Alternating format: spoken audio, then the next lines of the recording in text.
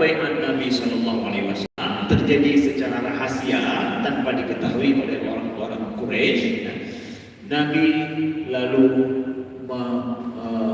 mengutus seorang pendai atau yang mengajarkan mereka tentang Islam, yaitu Mus'ab bin Umair. Jadi mereka pulang dari haji di tahun yang kedua ini. Mereka pulang dari haji, mereka membawa utusan Nabi, seorang pendai pertama ke Madinah atau Yathrib, yaitu Mus'ab bin Umair.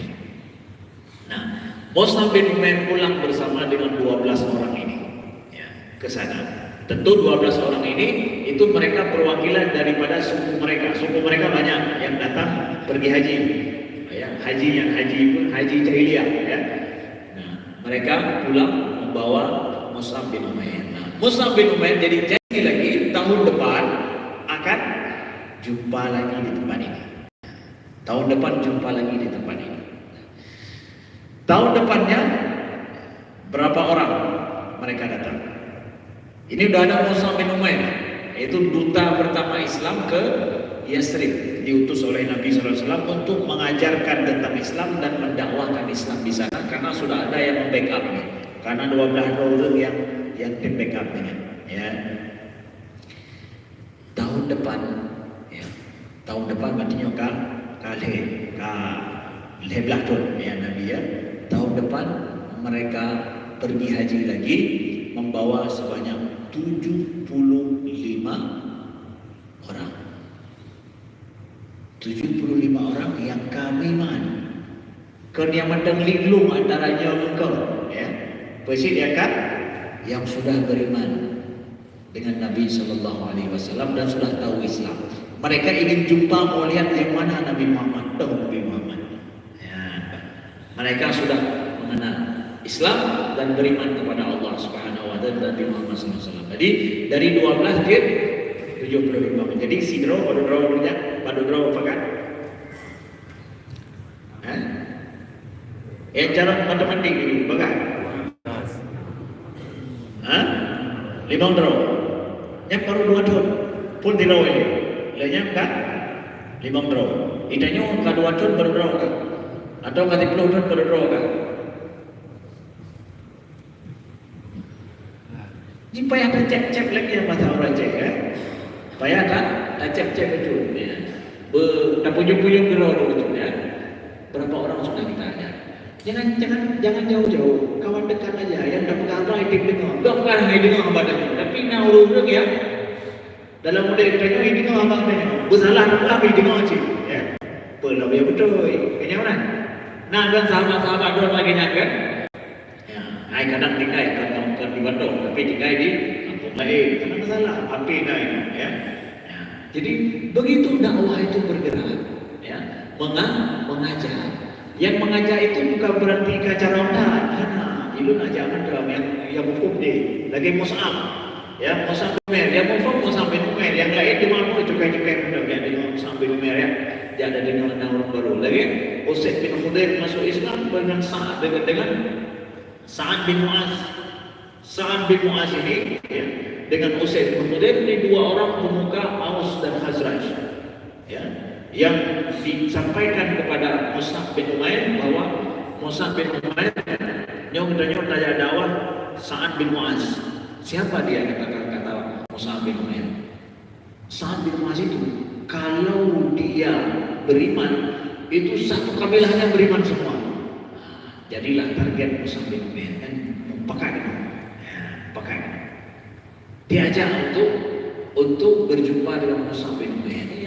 Yang pun aja bahasa dia yang boleh gitu ya. Nah, Sa'ad bin Mu'az ini itu dia aja. Yang nanti Sa'ad bin Mu'az ini luar biasa. Nah, ketika beliau berjumpa dengan Mus'ab bin Umair, ya, Sa'ad bin Mu'az membenci Mus'ab bin Umair. Rupanya beliau sudah mendengar ada pendatang baru di Yathrib ini, katanya membawa kesesatan bahasanya ya, membawa agama baru. Ketika jumpa Mus'ab bin Umair, dia marah ya dengan Mus'ab bin Umair dan ingin bahasa haji dia usir Mus'ab bin Umair. Orang baju ulung yang dengarnya ya. Lalu Mus'ab bin Umair bilang apa? Kalau memang kamu tidak mau terima saya, sebaiknya kamu dengar dulu, baru kemudian kamu putuskan yang kamu mau. Ya, apa itu? Ya, kan dengar dulu perkataan saya. Kalau memang engkau suka, ya kamu terima. Kalau engkau tidak suka, ya sudah, saya pergi. Tapi kamu tok dan tapi hanam dumai bergahama lo. Ya, nah, ini cara nama Mus'ab bin Umair. Kan dia dah benci belum tapi dia dengar oleh sawalo, lehnya nerima, kaku tanya mat, punya hanan nerima berarti kaku lu nyawa perangkat tu. Lu duit dia apa? Nah, maksudnya. Punya cara gedung dengan apa? Orang betul sih yang kata muka. Gedung tu saat apa saat bin Muaz. Beliau dengar. Jika dengar tajuk juga. Ya. Akhirnya perjumpaan itu membuat beliau masuk Islam. Yang anak dengan demi Islam. Bedoi ternyata dengan kena batin dengan apa yang diceritakan oleh Mus'ab bin Umair. Mus'ab bin Umair. Kadang menandung tanya, kadang tanya pakai isyarat dengan isyarat, kadang hanya tak dengar apa ini. Kadang dah dengar apa kau pernah merumpok, hanya kau pegang apa ini orang kaya tu. Kadang dengar dari kanya, yang kadang dengar kau pegang, kanya mana?